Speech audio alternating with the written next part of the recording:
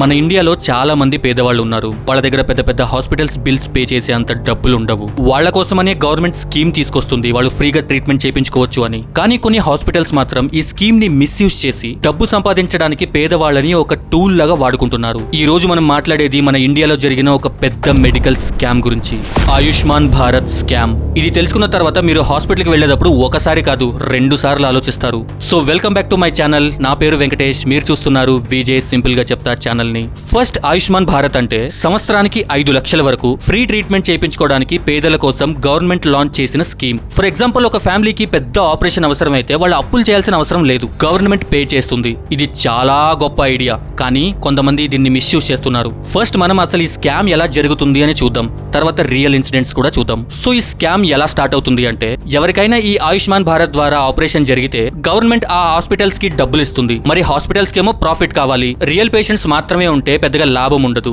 So fake patients ని create చేస్తే ఇంకా ఎక్కువ డబ్బు వస్తుంది. అందుకే fake patients, fake treatments, fake bill ని క్రియేట్ చేస్తారు. Unnecessary admissions. కొన్ని కేసెస్ లో పేషెంట్ కి పెద్ద ప్రాబ్లం ఏమీ లేకపోయినా అడ్మిట్ చేసుకుంటారు ఎక్కువ బిల్లింగ్ చేయడానికి. ఫేక్ ఆర్ అన్నెసెసరీ సర్జరీస్, ఇది డేంజరస్ పార్ట్. అవసరం లేని టెస్టులు, అవసరం లేని సర్జరీలు, అసలు ఏం జరుగుతుందో పేషెంట్ కి తెలియదు. ఆయుష్మాన్ కార్డు ఉంది కదా, ఫ్రీ ట్రీట్మెంట్ ఉంది కదా అని నమ్మి యాక్సెప్ట్ చేస్తారు. ఫైనలీ ఈ హాస్పిటల్స్ గవర్నమెంట్ కి బిల్ సబ్మిట్ చేస్తాయి, గవర్నమెంట్ పే చేస్తుంది.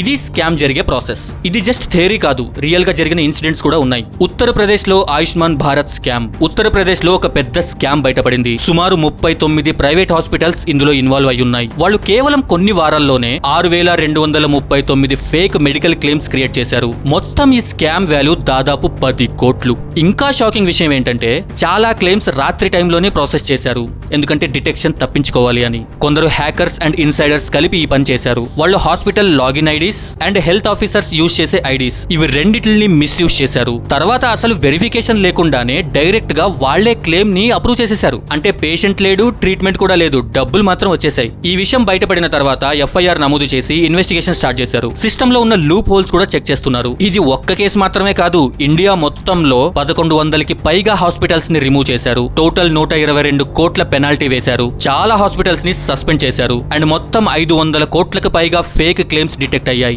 అసలు ఇక్కడ మెయిన్ ప్రాబ్లం ఏంటంటే, చాలా మంది పేదవాళ్ళు గవర్నమెంట్ స్కీమ్ ఉంది కదా, ఫ్రీ ట్రీట్మెంట్ ఉంది కదా అనే ధైర్యంతోనే ఉన్నారు. దాన్ని నమ్ముకునే హాస్పిటల్ కి వెళ్తున్నారు. కానీ హాస్పిటల్స్ మాత్రం వాళ్ళని ఒక మనీ ఎర్నింగ్ టూల్ లాగా యూజ్ చేసుకుంటున్నారు. అన్నెసెసరీ ట్రీట్మెంట్ చేస్తున్నారు. దానివల్ల ఇంకా హెల్త్ డ్యామేజ్ అయ్యే ఛాన్స్ ఉంది. సో ఇక్కడ పేదవాడికి నమ్మక ద్రోహం జరుగుతుంది. ప్రైవేట్ హాస్పిటల్స్ లో టార్గెట్ ఉంటుంది, ప్రాఫిట్ ప్రెషర్ ఉంటుంది. అందుకే ఎథిక్స్ ని పక్కన పెట్టేస్తారు.